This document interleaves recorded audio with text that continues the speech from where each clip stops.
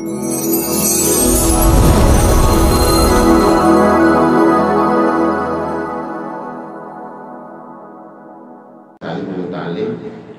lanjutan daripada pembahasan hati ya kemarin, masih dalam bab hati dari perspektif Al-Quran, cabang daripada kita yang memiliki ilmu.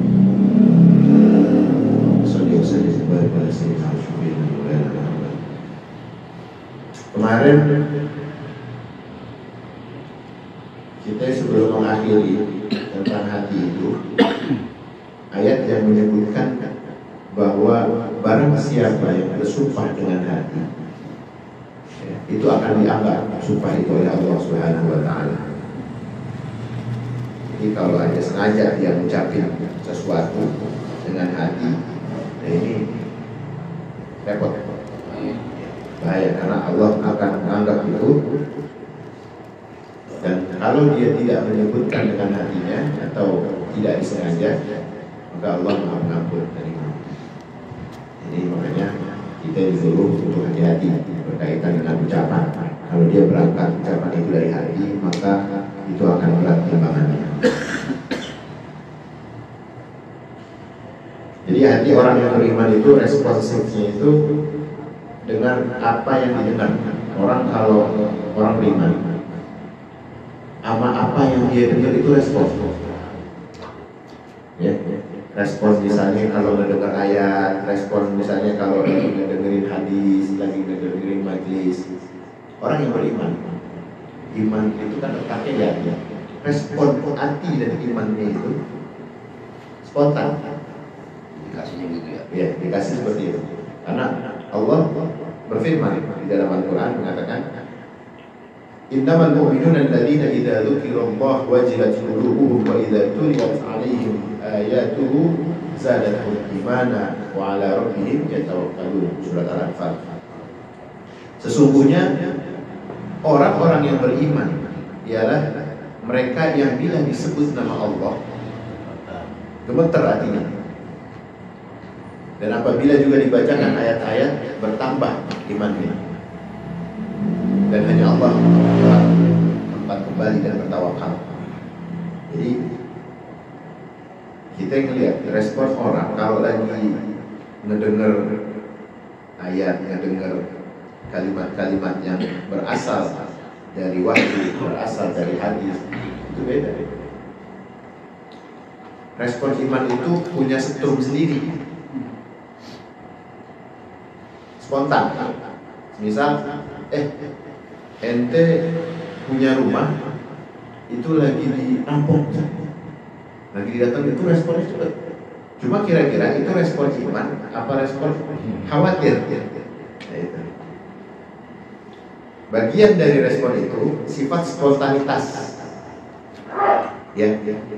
Yang mana yang cepat responnya, yang mana yang lambat. Gitu. Jadi yang dimaksud dari sini adalah sifat spontanitasnya itu seberapa besar. Kalau mendengar saudaranya ya, misal di Palestina, Masya Allah, itu kira-kira responnya gimana? Adakah dia merasa sedih? Adakah dia merasa sakit? Apa dia biasa-biasa aja? Jadi dipertanyakan. Dan itu ada jadikan barometer bahwa kekuatan iman itu terukur daripada bagaimana respon kita bersama dengan iringan-iringan ayat-ayat Allah, iringan-iringan hadis-hadis yang pernah kita dengar, dan ilmu yang manfaat. Kita tahu bahwa saudara yang terluka itu bagaikan satu tubuh. Jadi kita bisa ngerasain sakitnya seperti apa, sedihnya kayak gimana, marahnya kayak gimana. Dan macam-macam hati ini di dalam Al-Quran terbagi beberapa bagian. Salah satunya, satu adalah hati yang membatu, batu, ras, kekal, aku. Hati yang membatu adalah hati yang mati. Dia nggak hidup, hati mati. Baginya nggak berguna cucuran nasihat, bimbingan. Kalau dikasih nasihat, bimbingan agak mempan. Tutup sama kebaikan-kebaikan yang berangkatnya sifatnya itu membangun, sifatnya itu memperingati hal-hal yang membahayakan, tidak mempan. Nah, ini hati yang membantu. Biasanya kalau hati membantu itu sebab efek makanan banyak yang nggak benar, makanan banyak yang sembarangan, asal comot, pikiran tak yang penting nikmati dari dulu. Pikirin aja ntar aja, udah makan aja dulu. Ya, tapi dari mana nih? Orang banyak harus nanya. Ini halal kagak nih? Ya kagak nih. Apalagi sama orang-orang yang gaulnya kita tahu. Gaulnya di tempat gelap, gaulnya di tempat-tempat perampokan. Dibawain makanan, kalau kita mencomot aja, ada efek bahwa hati itu akan mudah kaku, bokuk, tebel, membatu. Efeknya apa lagi? Susah masuk nasihat. Agak mempan dinasihati. Itu juga salah satu yang membuat kekalnya batu, hati jadi batu. Jauh dari bimbingan agama. Terus senang juga mengklaim kebenaran pada dirinya. Perbuatan dan tingkat pahamnya dia itu kadang arogan. Itu tanda-tanda daripada hati yang membantu. Allah berfirman di dalam surat Al-Baqarah, "Khatamallahu ala qulubihim wa ala sam'ihim wa ala absarihim ghishawatun wa lahum 'adzabun 'adzim." Jadi Allah mengunci hati orang yang membantu itu. Bukan cuma mengunci hatinya, pendengaran mereka pun dikunci. Coba. Pendengaran itu terkunci juga. Kan pendengaran ketutup ya. Dari penglihatannya, pendengarannya itu tutup. Dan bagi mereka, ya ayat ini mengatakan siksa yang amat berat. Auzubillahi min dzalik. Khatamallahu ala qulubihim wa ala sam'ihim wa ala absarihim ghishawatun wa lahum 'adzabun 'adzim. Matanya, pandangannya, telinganya, pendengarannya sudah tutup. Kagak dengar nasihat. Dibilang di demo katanya jangan menyakitin saudara muslim. Saudara, jangan, tidak perlu menjadi muslim, cukup menjadi manusia melihat pembantaian itu kita udah terima. Begitu. Mereka ini sesama-sama Yahudi demo, nggak bisa-bisa. Gak digubris. Padahal sesama mereka sendiri. Di Amerika, di Rusia, di mana-mana udah banyak demo. Yang berangkatnya bukan cuma datang dari kaum muslim, tapi dari mereka juga, kelompok-kelompok non-muslim. Karena mereka mengatakan cukup menjadi manusia. Kita melihat pembantaian itu adalah satu kenyamanan. Apalagi kita yang muslim sama. Nah ini, karena apa? Hatinya membantu. Nah itu berkaitan dengan hati. Jadi matinya hati itu mempunyai karakter. Jadi dari yang membantu ini ada karakter-karakter sendiri. Yang pertama apa? Yang pertama menutupnya diri dari informasi orang lain. Dia nutup diri kan, kalau dengar ada orang. Itu ada karakternya. Hati membantu. Nutup diri, nggak mau dengar apa-apa dari orang lain. Apalagi yang menurut mereka itu kebenaran adalah kebenaran yang mutlak menurut mereka. Enggak boleh benar aja deh. Maka selain pendapat mereka itu udah dipastikan salah. Mereka menganggap gitu. Enggak ada salah. Lu gak usah nasihatin gue udah salah. Gitu. Karena pendapatnya dia udah dianggap benar sendiri. Apa Allah berfirman? Innal ladzina kafaru sawa'un 'alaihim a'anzartahum am lam tunzirhum la yu'minun. Sungguh orang-orang kafir itu sama aja bagi mereka. Kamu beri peringatan atau tidak kamu beri peringatan, mereka juga nggak akan beriman. Nggak akan beriman. Dikasih peringatan nih, hati-hati deh, ntar bakal kena siksa, kena ini, kena itu, hitungannya begini, kagak ngaruh. Tapi kadang dipakai. Umat Yahudi itu pernah mendengarkan hadis-hadis riwayat daripada Rasulullah SAW bahwa akhir kebinasaannya mereka itu sampai diburu sama kita, kemana aja kita buru, dan apa-apa yang menyembunyi atau dia sembunyi di belakangnya itu ngabarin, batu bahkan ngabarin, pohon ngabarin, apa-apa ngabarin, kecuali satu pohon namanya pohon korpat. Korpat, bukan rokok. Dan itu dipercaya sama mereka. Mereka tandamin banyak-banyak. Ya, tandamin. Lucu. Dengan peringatan kayak begitu, dia nggak mau dengerin bahwa agama Islam adalah agama yang lurus. Dia nggak mau dengerin, tapi dia pakai apa-apa yang mengkhawatirkan. Lucu. Dia tahu bahwa kegengsiannya dia bahwa datangnya agama Islam, ad-dinul qayyim itu datang secara benar dan nyata, walau bukan dari kelompok. Mereka kan pengen itu dari bagian dia, dari kelompoknya. Rasul yang terakhir turun, yang biasanya turun di kelompok mereka, ya, itu kok ini di Mekah, Bani Hashim. Nah ini yang bikin mereka gergetan. Ya gimana kagak, Nabi diutus di kaum dia dibunuh-bunuhin dulu, kan konyol. Nabi Yahya dipenggal, Zulkifli. Banyak orang Nabi yang ya Nabi Isa sendiri kan fitnah sama mereka. Itu disalib ulama-ulamanya mereka. Penyaliban itu berlaku, fitnah itu berlaku. Makanya nggak pernah akan ada puasnya. Yang kedua, dari sifat hati membantu itu mengklaim kebenaran. Dia mengklaim. Orang yang hatinya membantu selalu mengklaim bahwa mereka adalah orang yang benar dan selalu melakukan kebenaran. Ini. Karena mata hatinya udah tertutup, cahaya kebenaran juga nggak bakal bisa masuk, nggak bisa tembus dinding hatinya.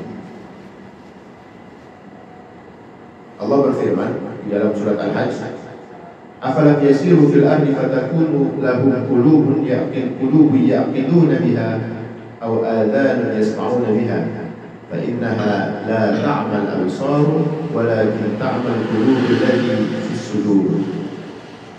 Ini merupakan apakah mereka tidak berjalan di muka bumi lalu mereka mempunyai hati yang dengan itu mereka dapat memahami atau mempunyai telinga? Pertanyaannya. Dan dengan mereka itu juga dapat mendengar, karena sesungguhnya bukanlah mata itu yang buta. Allah mengatakan, tetapi yang buta ialah hati yang ada di dalam dada. Jadi udah memang ditekankan sama Allah bahwa hati itu bisa membutakan pandangan yang memang masih terkategorikan lihat. Ini lihat ada pembantaian, penyiksaan, lihat ada penipuan, ada kartu sehat, kartu kerja, kartu udah ngeliat udah. Yang kemarin-kemarin kayak gimana udah ngeliat, tapi kenapa masih dipercaya aja lagi? Kan begitu. Itu salah satu. Udah kita pernah masuk dalam lubang itu, aneh kalau sampai mau masuk lagi. Padahal pandangan, ya, penglihatan semua dia bisa lihat, tapi yang nggak kelihatan adalah hatinya. Jadi nggak kelihatan. Padahal ini kategorinya nggak mata ngelihat. Ini bukti bahwa firman Allah nyata kan. Mengklaim apa? Mengklaim kebenaran. Biar kata itu udah nyeksa dia. Nyeksa kepribadiannya, nyeksa keluarganya, nyeksa kampungnya, semuanya naik, dikibulin aja. Tapi karena tutup dengan fanatik buta, itu makanya fanatik membutakan itu artinya udah nggak kelihatan lagi salahnya.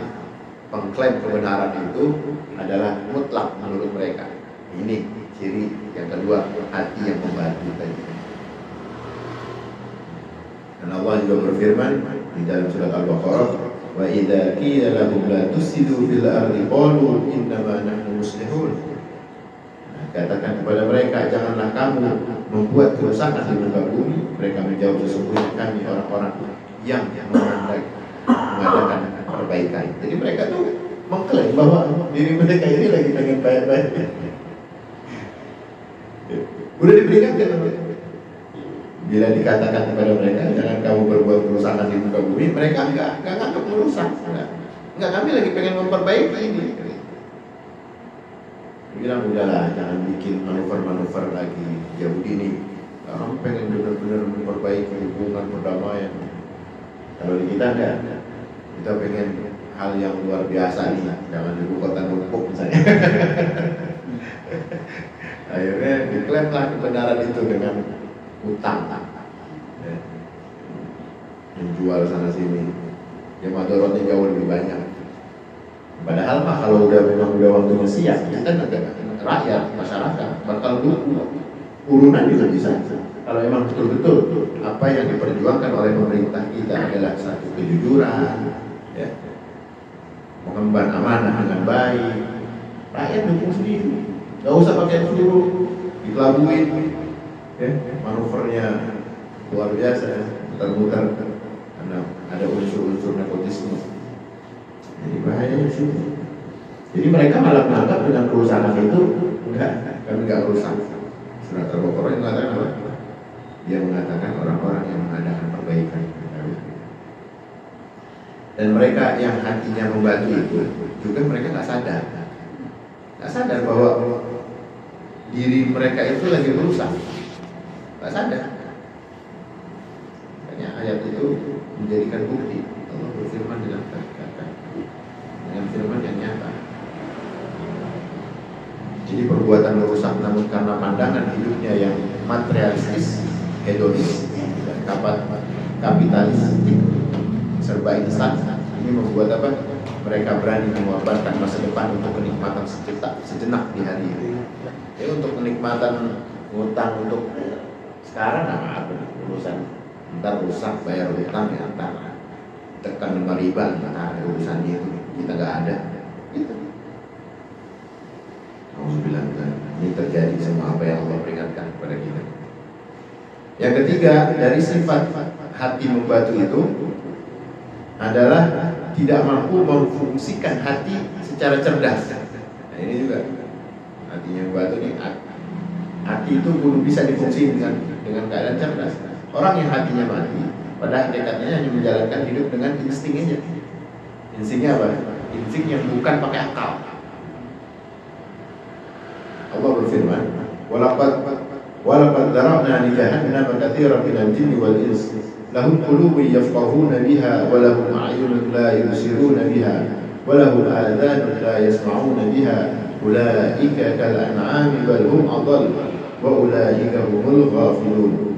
Yang artinya sesungguhnya kami jadikan untuk isi neraka jahanam kebanyakan dari jin dan manusia.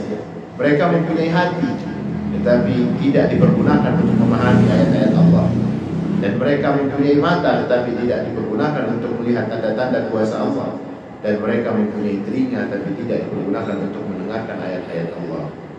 Mereka itu bagaikan apa? Binatang ternak, bahkan mereka lebih sesat lagi. Mereka itulah orang-orang yang lalai. Jadi salah satu yang menjadi peringatan buat kita bahwa apa-apa yang memang nampak di depan mata, terdengar di telinga, itu udah nggak berfungsi lagi, nggak ngaruh. Bahkan mereka ini udah kategorinya udah kayak binatang ternak. Yang lebih parah lagi, lebih buruk lagi dari binatang. Sebetulnya manusia itu bisa mengelola hati, bisa menjaga hati, tapi ini enggak. Karena sifat apa tadi? Materialistik, yang ingin mendatangkan kenyamanan sementara menurut mereka. Ya instingnya insting nafsu dalam dirinya itu nggak ada yang disyaratkan bahwa datangnya kebaikan dengan akal pikiran. Dia pakai hatinya kan ditutup dengan nafsu seperti binatang. Nah yang kedua dari situasi hati itu, yang pertama tadi hati yang membatu, yang kedua ini hati yang sakit.